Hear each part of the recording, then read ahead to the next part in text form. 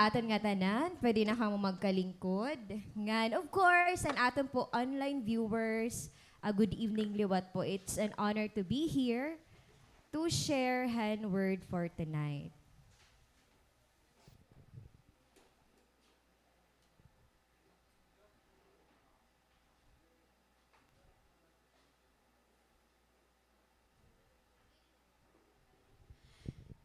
Sige, so let me start with this story. Okay lang ka mo?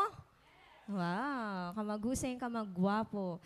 Sige, let me start with this story. So, haya na nga mga panahon, ang mga workers, mga workers kay may adaman good kasi itong mga standard and mga gintatrabahuan natin. So akon season yan na.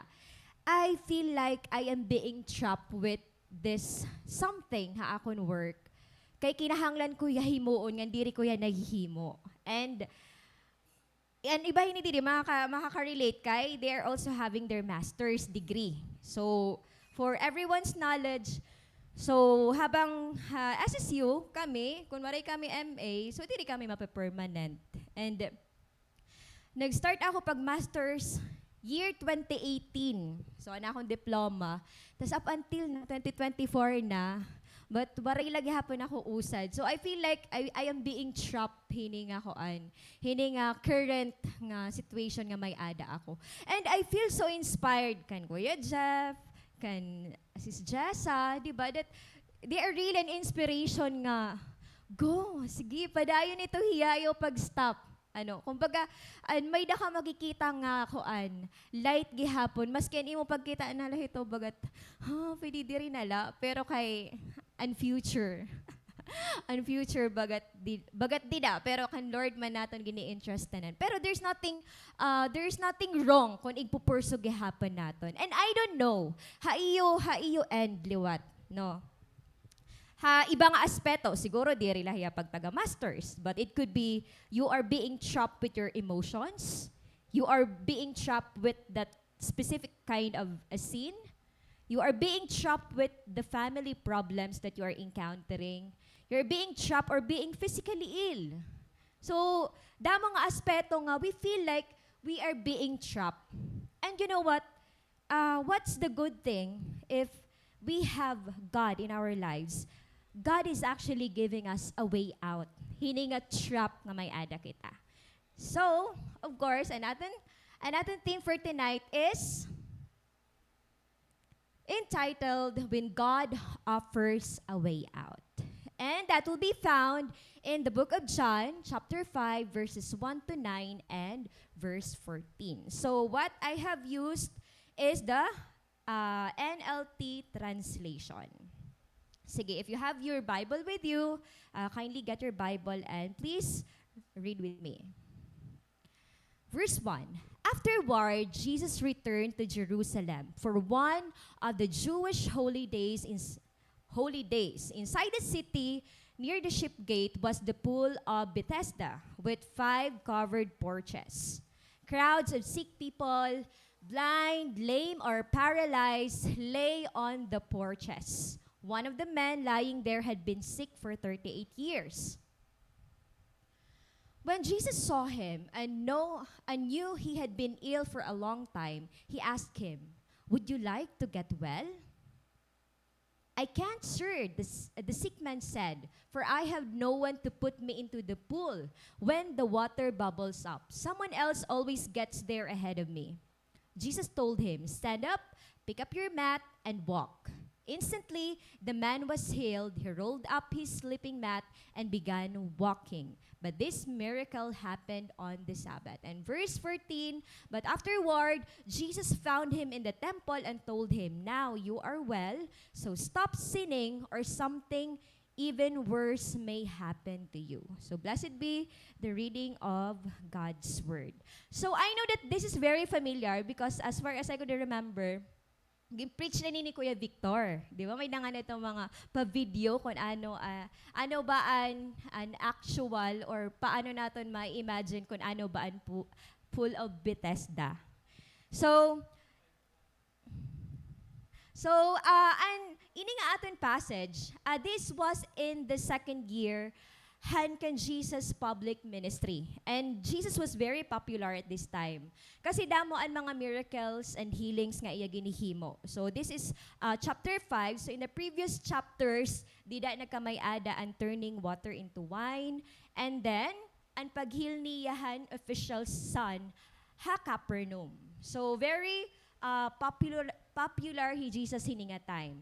And sige, so let's start the story. So igukaan lang natin hiya. Sige, let's start with the story. So verse 1. Afterward, Jesus returned to Jerusalem for one of the Jewish holy days. So ang gitatawag ng mga Jewish holy days, there are only 3. And Passover, Pentecost, and Tabernacles. But here in our passage, warahiya ka mention, or even in the commentaries, waray gihapon ini ka-identify kung ano nga klase nga feast and ginsa-celebrate hini nga time. But it was recorded nga this happened during Sabbath day. And verse 2, inside the city, near the ship gate was the pool of Bethesda with 5 covered porches. So, ano ba iniya nga pool of Bethesda? So, maraman ka mo kung ano ang pool, di ba? Swimming pool. So, may dakita idea kung ano ang pool. So, let me share to you hini nga picture, pero diri iniya an actual. Kumbaga, para ma-imagine lang naton. So, this is the pool of Bethesda or Bethsaida. So, ang Bethesda, this is a Hebrew or Aramaic language, which means house of mercy. And this was even believed to be the pool of healing. So, kay ano ba yung house of mercy? Kay ano ba liwat hiya? Pool of healing. Meaning, there is something about this pool of Bethesda. So, it was also mentioned in verse 2 with 5 covered porches. So, ang porches naman, ang siya inihiya. So, ang mga portion nga may covered, usually dito nakastay ang mga, ang pool of Bethesda.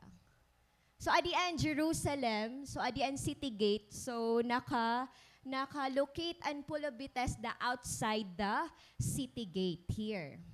So, harani daw hiyahan ship gate, han aton gibasa kaninahan, aton passage.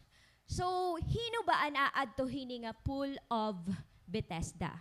So, the people there, these are the crowds of sick people.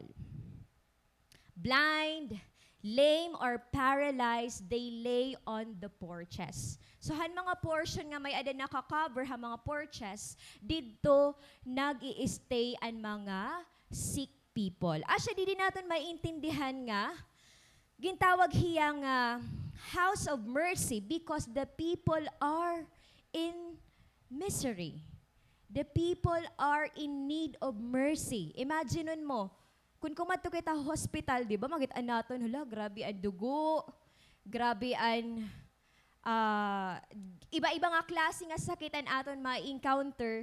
Tas diri hiya usual ha aton, kay pag adi kita hagawas, okay man ang aton mga na-encounter nga tawo. Pag ningato na nga kita hospital, kakaiba niya nga feeling, maluluoy ka. Kaya syempre, i-compare mo nimo kalugaringon, hala Lord God, praise God, kay okay ka, di ba? Kumpleto ka, wari ka ginaabat, or anything else nga malain haimo body. So you see, the people there are the sick people. And kung makikita niyo yung Bible, waray verse 4 nga naka-include dida. But we can find the verse 4 ha footnote. Tas may ada nga di ba, B? So mapa-find gihapon ito niya natin ha. Footnote, meaning to say, may ada hiya parang expanded version. Which, inihiya nga expanded version, this was believed that this does not appear ha earliest or best Greek manuscript. So, diri ko niya na-appear, asya gintanggal hiya, ginkadaya ha, footnote. Tas ko ano yan, masyado hiya ka-controversial. Kasi as you can see, kung basahon natin, adi, ano ang ginihimo? Nagaano ba ini nga mga crowd of sick people? Ano ba nira katuyuanan dito? So, extended hand verse 3, waiting for a certain movement of the water. They are waiting for the water to move, to steer, to bubble up. Asya nira ginuhulat. Kay ano? For an angel of the Lord came from time to time to stir up the water. That was their belief. That every time nga nagbabubble up nga niya, an angel kanuna came down. Ngan if that happens, the first person to step in after the water was stirred was healed of whatever disease he had. That's the very reason kung kay ano hiranakad to, kay ano kadadamohan may sakit, nga naguhulat nga to because they are waiting for a miracle. And they were even calling this one as a superstitious belief.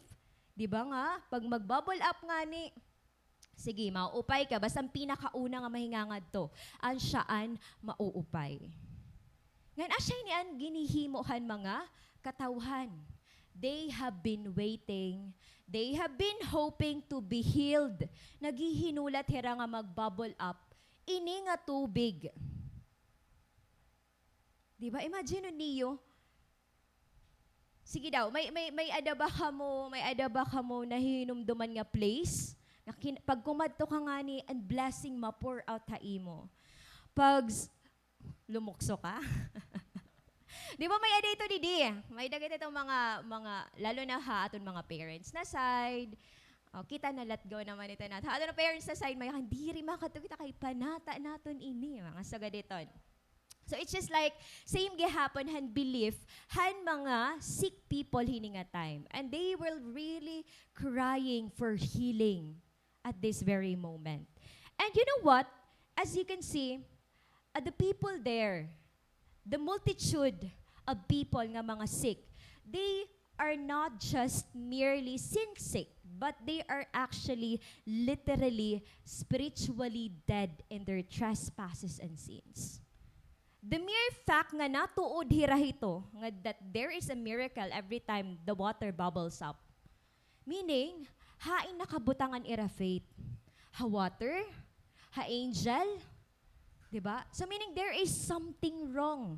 There is something wrong with their spiritual state. Not just their physical state, but more so, han ira is spiritual state. Nga na verse 5, ay, adi. So, para mas ma-imagine natin ano ba nangyayari pag nagbabubble up naan, pool of Bethesda. So, kung lang niya, short video lang niya. The Chosen.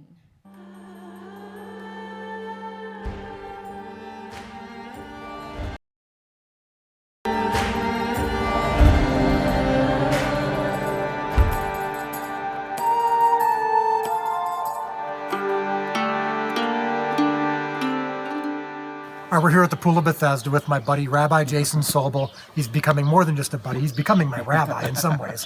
But we're here at the Pool of Bethesda, which is the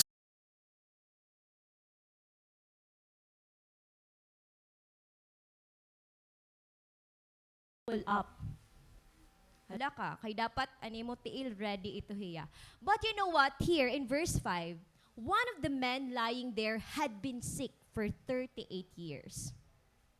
And this man was paralyzed man. He was a paralytic man. So ano ba usa nga paralyzed man? So diri siya nakakabuhat, di ba? Bedridden na hiya, waray niya na ibubuli ka iya kalugaringon. Very weak na hiya. Adi na lahidida. Adi na iya pinaka-hopeless state. And imaginein mo, 38 years. Ako nga nung nagkasakit lang ako 1 week bagat, oh my gosh, but end of the world na hiya as in. Di na ako na-realize nga, oh, Lord, and ako in health. As in, di ba kala, hino ngayon nagkakasakit. Kasi daw 2 days, mag-inuro-uro ka. Kuya. Or di kaya naman, may dakatrangkaso, may dakahiranat. Di ba malain na hiya? 38 years? Pero ang imo edad yan na, 27 ako, 38 years. Imagineon mo, he has been lying, paralyzed for 38 years. Asya inihiyaan, nakita ni Jesus. And you know what? Gindaop hiya ni Lord. Ay, adi na. Adi naman ang kuan. Di ba 38 years? So imagine niyo every day na inanaboy ni Iya. Harala ba na ini, guys? Adi, an paralyzed man.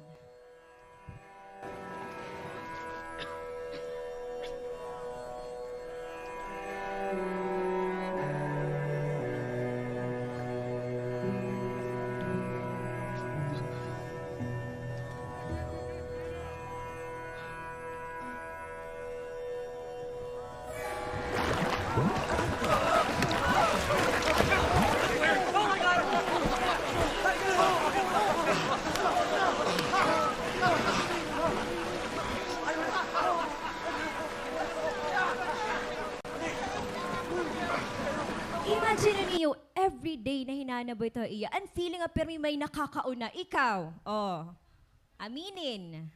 And feeling nga pero may nauuna. Hala, Hiya, kuan na Hiya. Healed na Hiya. Ako may hiranat pa. Aw, sagunahay ito. Di ba may mga instances nga, gustong-gusto naton mahil, gustong-gusto naton mahinabaan usa nga butang. Pero it's just that, tungod nga imo situation, diri kaya may nauuna, may da mas makusog, may da mas maupay, so may ada una nga nakaka-overcome. May da una nga nagiging successful. Ngan, if we are going to imagine kung ano nga klaseng iya pinagdaanan hini nga paralyzed man. That's why, di natin makikita kung gaano liwat and compassion nga nakita ni Jesus Christ for this paralyzed man. And verse 6, it says, when Jesus saw him and knew he had been ill for a long time, he asked him, would you like to get well? Di rin nakilala ang paralyzed man kan Jesus. This was their first encounter. Pero ang pakiana dayo ni Jesus Christ, would you like to get well?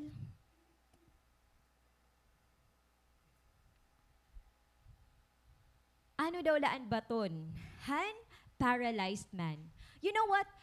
Siring ni Matthew Henry, when Christ came up to Jerusalem, he visited not the palaces, but the hospitals, which is an instance of his humility and tender compassion and an indication of his great design in coming into the world, which was to seek and save the sick and wounded. That's the very purpose of Jesus kung kay ano hiya kumadiha kalibutan. To seek and save the sick and wounded. And we all know that even us, before nato nakilala hi Lord, we have been sick for a long time. We have been wounded for a long time. That's why you are here. Because God has healed you already. God has saved you already. And you are looking forward pa or looking for more nga magpadayon ang imo personal relationship kada kan Lord. Among the sick people there, it was only the paralyzed man na notice ni Jesus that time.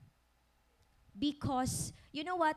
Ini nga paralyzed man liwat, hiya laliwat ang naka-notice kan Jesus. Kasi imagine, makikiistorya hi Jesus. Siyempre, pag may approaching haimo, di ba, notice mo naman ito hagidaan. Pero the other people there, waray, diri hira nakaka-notice kan Jesus. Kaya ang irala focus, sano mag-i-steer and pull. Sana magbabubble up and pull. Kaya siya yung pinaka-importante nga tanan, bahala na. Dapat diri ko ma-miss ini nga opportunity kay healing an aton gini-irestoryahan didi. Kumbaga, iba nga tawo nga mga sick hito nga time. Hito nga area. So the question of Jesus was just so simple. Would you like to get well? Simple yet very intentional.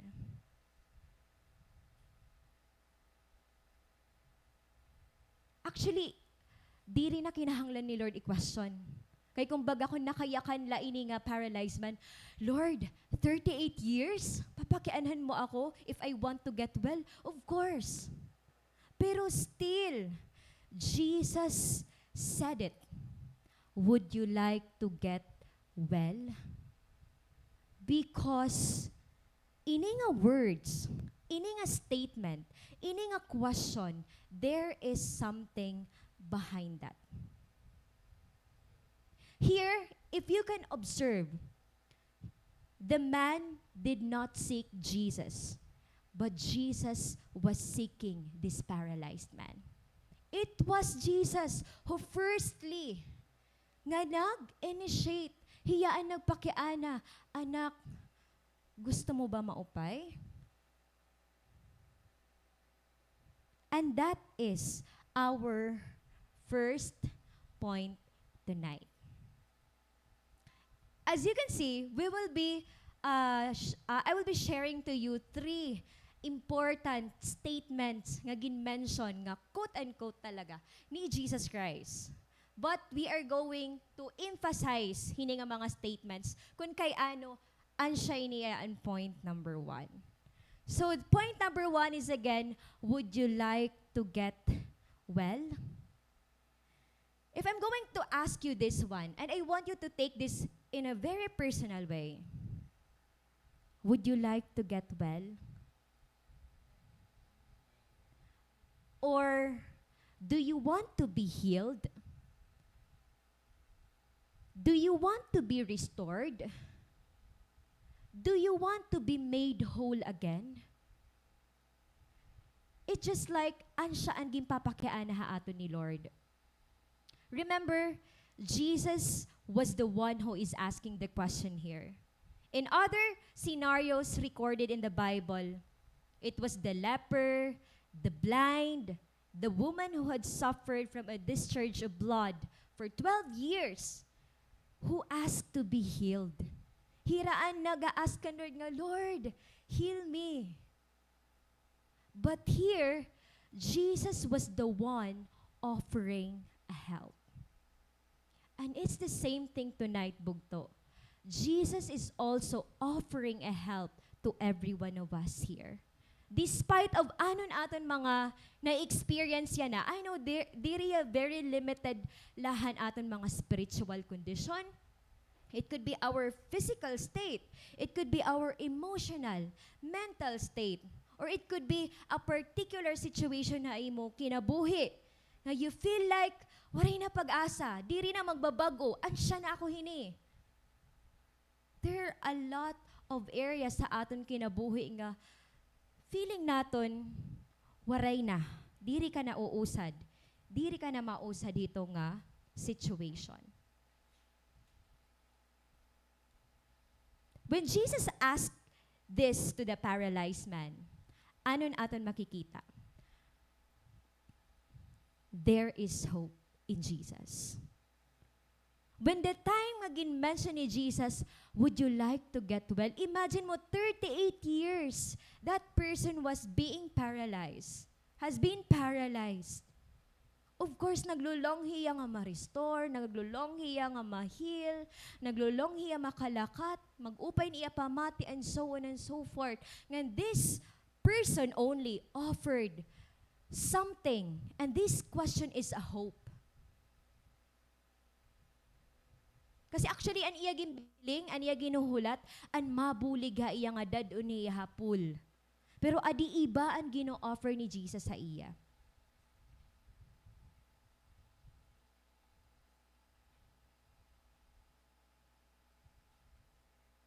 You see, if we have been ill for a long time, in different aspects, ngayon aton la is, gusto na natin ma-heal.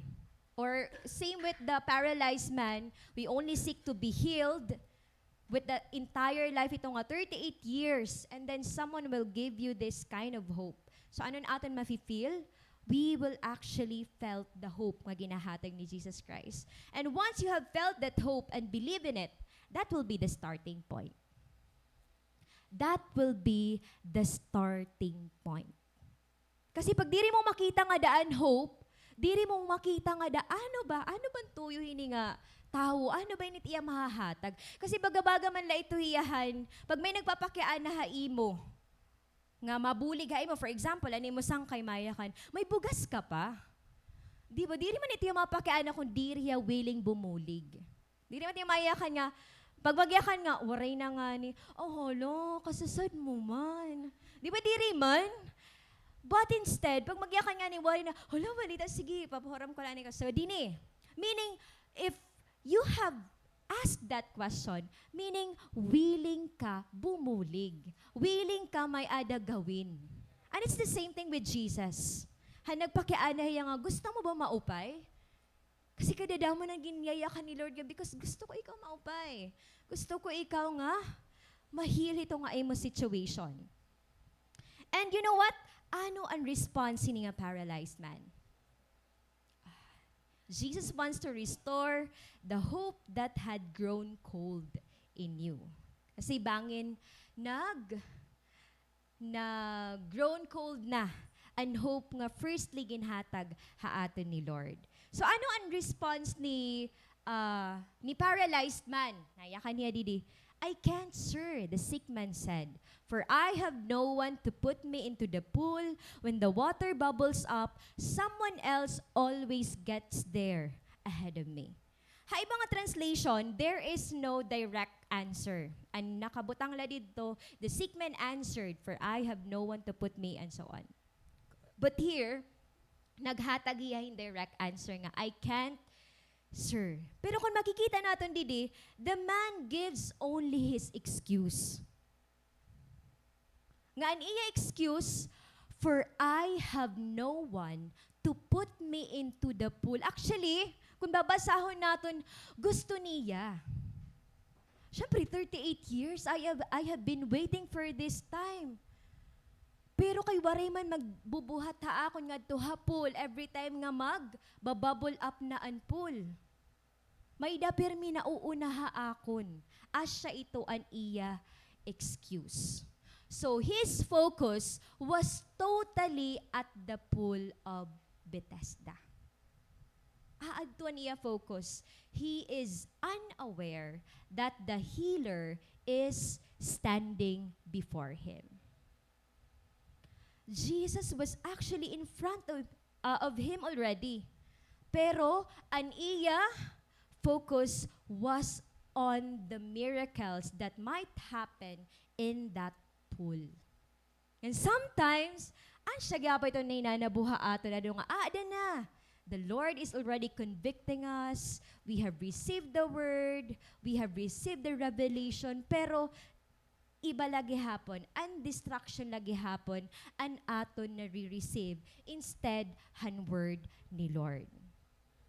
Pero if we are going to observe gihapon, the normal response of the paralyzed is expected naman. Ano mga sodiya nga, okay, 38 years na ako, di ba? Kung ba 38 years na ako, diri na ada. Kay waray man nabulig ha akon. Nakadinawad ako every day. I've been waiting pero waray man. Pero you know what mga bugto? This is, most of the time, this is the problem that we have in our walk with the Lord. God is already offering a way out, but we focus on what we only see. The paralyzed man only sees the pool. When Jesus is already offering healing, ang iya focus, aadilahan pool. Aadilahan iya current situation. Aadalahan idea, kay paralyzed ako, kay waray mabulig ha akon, kay permi may nauuna ha akon. That's the kind of thinking nga may ada ang paralyzed man. And he was totally stuck up. He was being trapped with that notion. He was being trapped with that idea nga, kay ansya nala ako ini. Kay paralyzed ako. Kay diri ako nakakabuhat. And sometimes, sugad kita hiton. Ay, kay diri na kasi ako nakaka-pray. Gin-convict kita ni Lord nga mag-pray. Bagat 1 week na kasi akong waray mag-pray. Sige, diri laan ako mag-pray. Ay kay diri talaga makuri nga ma-restore. Makuri kasi nga makabalikan akon pag-journal. Damo, kasi an aton nakikita, an aton current situation. But remember, this moment, God or Jesus is offering a help. And it's the same thing haaton tanan didi. Jesus is offering a help for all of us to be well, to get well. And ano nga di an response ni Jesus? Actually, waray ni Lord pansina an baton han paralyzed man. Nga nagya kaniya, I can't, sir. Ano lang nga di anya ka ni Jesus? Jesus told him, stand up, pick up your mat, and walk. Stand up, pick up your mat, and walk. And that is our second point. Stand up, pick up your mat, and walk. Kung kukuhaan natin nga di an message, literally, this is already an encouragement. Haaton na, anak, stand up, pick up your mat, and walk. If you are a paralyzed man tonight, God is telling us, stand up, pick up your mat, and walk. This has already a message. May ada na hagidaan message para haaton.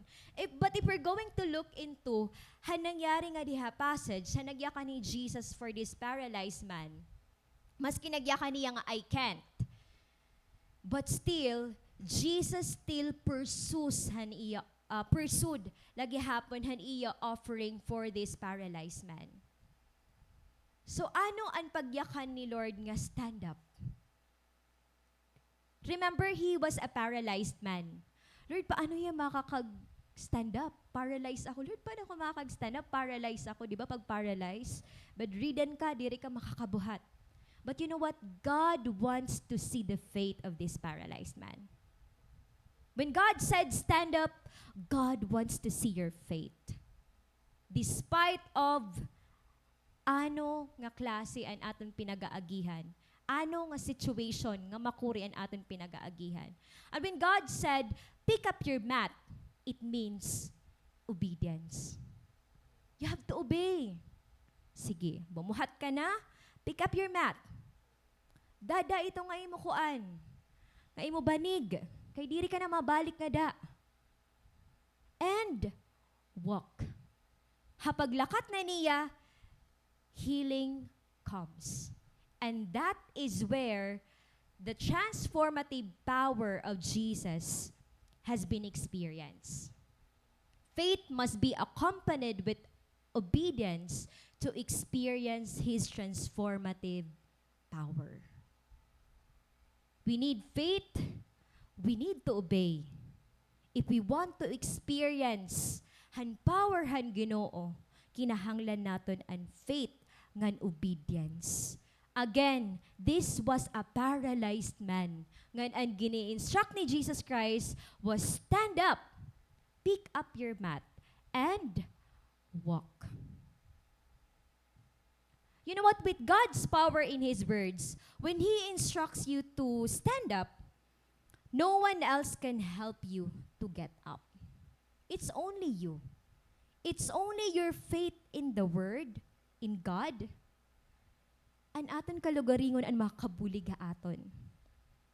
Every time that we are being trapped by something, with the struggle, with the anything nga nakakaghinder ha aton nga makagpadayon han kinabuhi nga nakakalipay nga dakan Lord, an makakabulig ha aton pag stand up, diri an imo sangkay. Kasi imo ito tiil. Ani mo tiil, diri niya tiil. So kinahanglan naton buligon an aton kalugaringon. It will always be a personal choice. A personal choice, a commitment to be restored, to get well. Because if you will choose to be paralyzed, if you will choose just to stay there with the situation nga may ada ka, then nothing will happen to you. Ay, okay na. Okay na kami ni nga number of cell group members nga may ada ako. Pag magstay ka lang ada, wari talaga may nanabo. Ay, okay na, haakon family. Basta waray lang na nanaba irang malain. If you have been praying for salvation, then you are doing nothing, then nothing will happen. But if you will stand up this time, having the faith God has given you, looking back, kasi asya man ito, di ba? We already have the faith, but sometimes our faith falters. So, every time nga nawawaran atin faith, balik kita, paano ba kita ginsavehan Ginoo? Paano ba kita karawatan Ginoo? Paano ba kita ginlimpyuhan, ginhigugmahan Ginoo? Because surely, there's a big reason to rise and believe again. You go back with your first encounter with Jesus. First encounter with God. First mo hiya nga nakilala. First mo hiya nga na-meet. And then you will surely remember kung gaano kadako ang grasya, ang gugma nga ginhataghan Ginoo haimo. Sa ring pa ni verse B, He commanded the man to do the very thing he was unable to do. But in His command was the power of fulfillment. It was only a command, but there is something that happened nga makikita ang power of fulfillment. Verse 9, instantly the man was healed. He rolled up his sleeping mat and began walking. Jesus nagyakan lahiya, stand up, pick up your mat, and walk. Ngan adina ang sunod nga hinabo. The man was instantly healed. And kay ano kaya hiya na healed? Of course, tumuod hiya. There was a faith. There is faith there. There is faith there. There is faith nga makikita naton. Kasi kung wala hiya tumuod, di riya ma-stand up. Kung wala hiya mag-obey, di rin niya lulukuton ang iya banig. Diba? So makikita natin that faith and obedience must be really seen ha aton mga kinabuhi.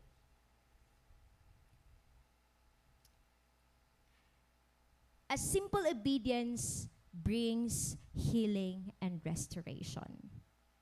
Imagine natin diri niya kilala si Jesus. Pero tumuod hiya because he was so desperate. He was in total desperation nga for 38 years. I have been here for too long. I have been crying all night. I have been crying all day. Grabe na akong emotion nga na-experience. Grabe na ang mental state nga akon na i-experience. Grabe na initanan nga nahinanabuha akon kinabuhi. Kaguol na, di ba? Naabot kita ito nga point na kaguol. And makikita natin nga di ang desperation nga mahil. So, hangin hatag ito ni Jesus, gin-offer ito niya, He grabbed the opportunity. He grabbed the opportunity. So, faith must always be accompanied by an action. So, when God says, stand up, pick up your mat and walk, He might be also telling us that stand up, get and open your Bible and meditate on my word. Kasi bangin adi nakitahan siya that we are not reading the word anymore. We are not meditating the word anymore. We don't have our private time already. But the Lord is telling you, anak, stand up, take up your mat, and walk. Meaning, anak, ani mo faith, igawas ito. Sunod ha akon, ngan may hihimuon ka. So it's just like, stand up, get and open your Bible, and meditate on my word. Kasi kitaan makakabulig, haton kalugaringon. It should not always be the desire. Kasi tanan man, ma-experience ito natin na we have the desire to be restored, to get well, pero wala tayong ginagawa. And don't worry, because I am also guilty with that. Diba? We all have the same struggles. We all have facing this kind of situations. And praise God because God is telling us this kind of message tonight. Or, Jesus might also be telling us to stand up and pray. Stand up, forgive, and restore that relationship. Stand up, forget the old ways, and start a new life. Diba? So meaning, God doesn't want us to be paralyzed. God doesn't want us just to lay down kung haing ka. Just to stay there kung haing ka. Kung maaram ka nga diri ka nagbubunga, meaning that is not the will of God. Meaning there is a greater purpose, greater plan pa ang Ginoo haimo kinahanglan mula makagawas. Ayaw pagstay hapul of Bethesda. Ayaw pagstay nga da because waray mahinanabo haimo. Waray mahinanabo haaton. We need to start and commit right now. Kinahanglan naton tikangan ngan mag-commit at the same time. Again, it's up to us. It's our personal choice. If we want to be healed, if we want to be well in all aspects ng aton kinabuhi, it's our personal choice. It's a commitment. It's not based on feelings, but it's a commitment. In James 2:17, in the same way, faith by itself, if it is not accompanied by action, is dead. So you see, faith alone, diri hiya assurance. It must always be accompanied with an action. So ano na nga din nahinabo after nakalakat na ini nga paralyzed man? So nag-jump kita ha verse 14. Actually, and remaining ito ang verses 10 to 13 was actually the narrative of Jesus na nakapansin na iya ang leaders nga may dananay nanabuha pool of Bethesda because that was during Sabbath day and diri hiya pwede nga may suga dito nga mga scenario. So, diliwat hini nga passage nag-start nga masgin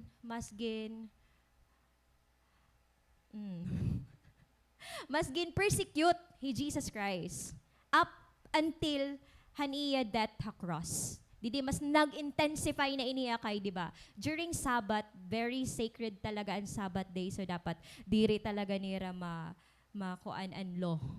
Diba? Diri nira Ano kayakan. Okay, so dito ya, asya story. So, umit ko lahiya so that we can focus.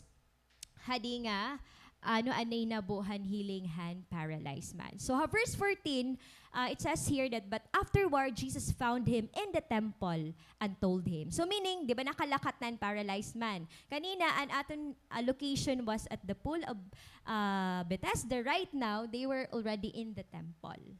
So, nayaka ni Jesus, now you are well, so stop sinning. Or something even worse may happen to you. So as you can see, Jesus is not actually calling for perfection, but He is speaking of direction.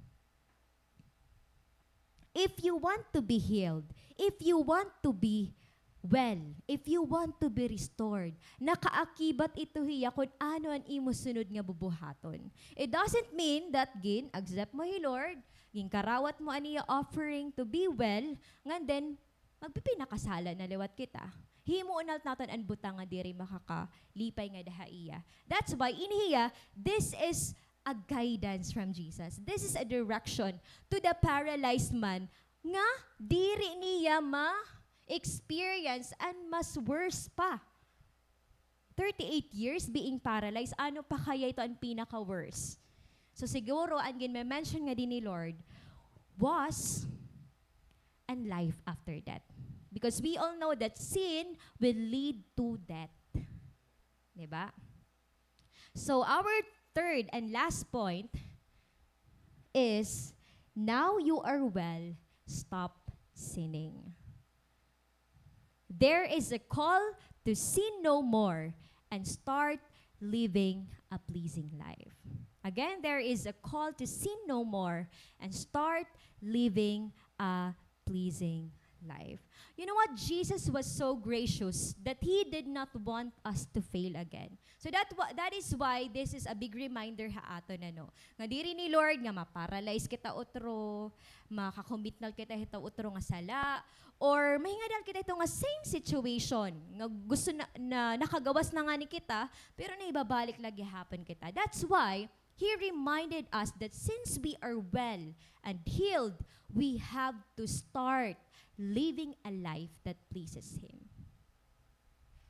Meaning, we are going to redirect our lives already because we don't want to be paralyzed anymore. We don't want nga bumalik kita lugar kundiin nakukurian kita. Kundiin feeling naton waray peace. Diri la feeling pero waray talaga peace. Na-experience naton nga waray maupay. Kunhain ako nga situation yan na. Hini nga circumstance nga may ada ako yan na. But feeling ko, permi ako defeated. Diba? So this is a reminder of Jesus that He wants us to start living a life that pleases Him. Diba?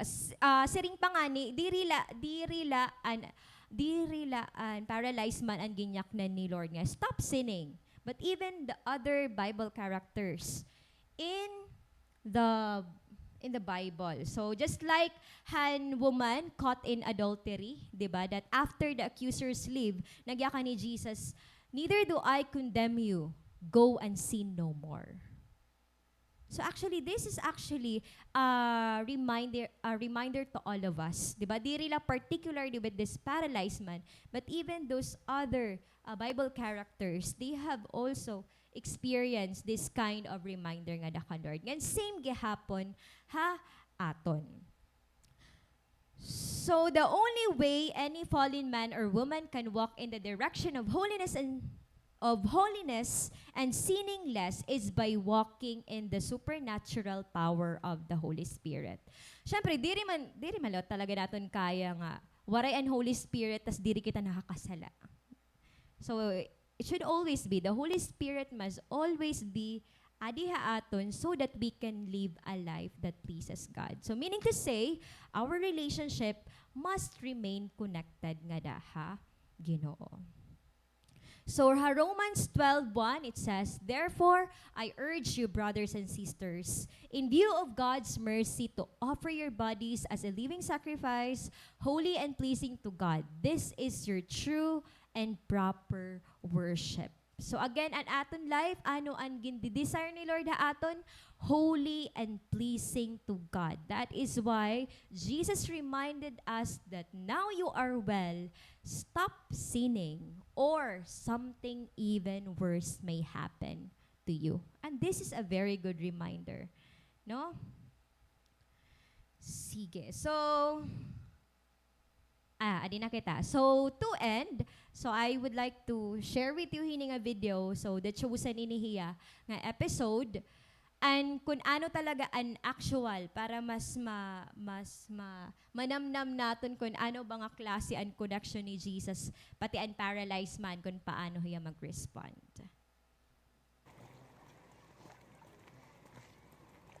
Shalom.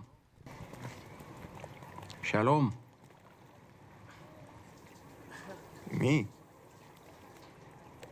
Yes. Shalom. I have a question for you. For me. I don't have many answers, but I'm listening. Do you want to be healed? Who are you? We'll get to that later. But my question remains. Will you take me to the water?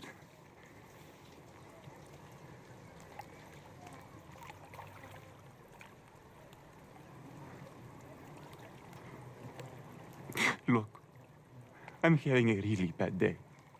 You've been having a bad day for a long time.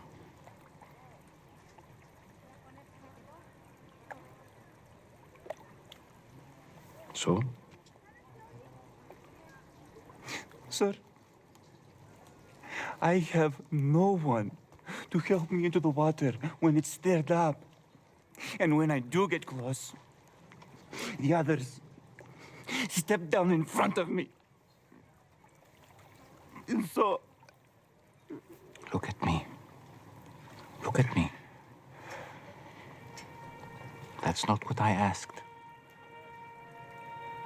I'm not asking you about who's helping you, or who's not helping, or who's getting in your way.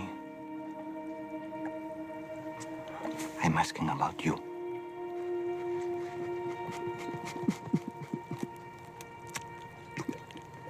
I've tried. For a long time, I know. And you don't want false hope again, I understand. But this pool, it has nothing for you. It means nothing. And you know it. But you're still here. Why?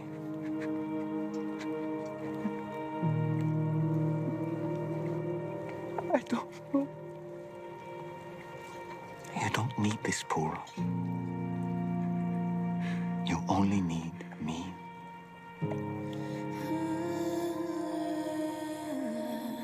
So, do you want to be healed?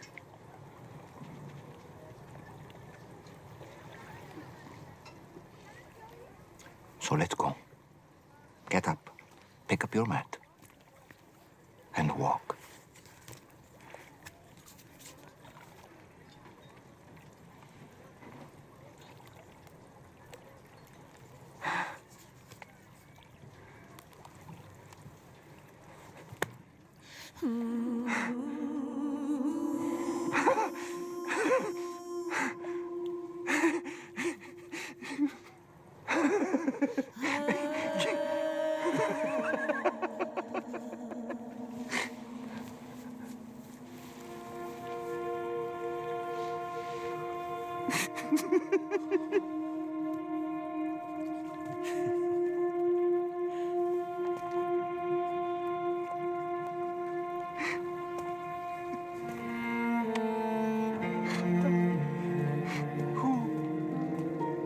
I'm free to walk, like he said.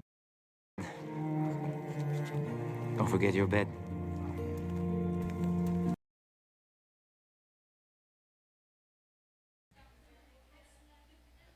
Sige. So, if I'm going to ask you this one, after, di ba grabe an era koan, grabe an era connection ni Jesus. Nga, an point ka na ka ni Lord nga, look at me. Look at me. Di ba?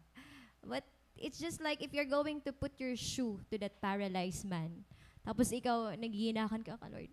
Lord, I tried. I tried harder. Diba? I tried nga ma-restore. I tried nga ma-forgive ini nga tao. I tried nga i-love ini nga tao. I tried everything. Pero it's just that, diri ko kaya. Pero naano Lord, look at me. Look at me. Sige, I request everyone to please stand.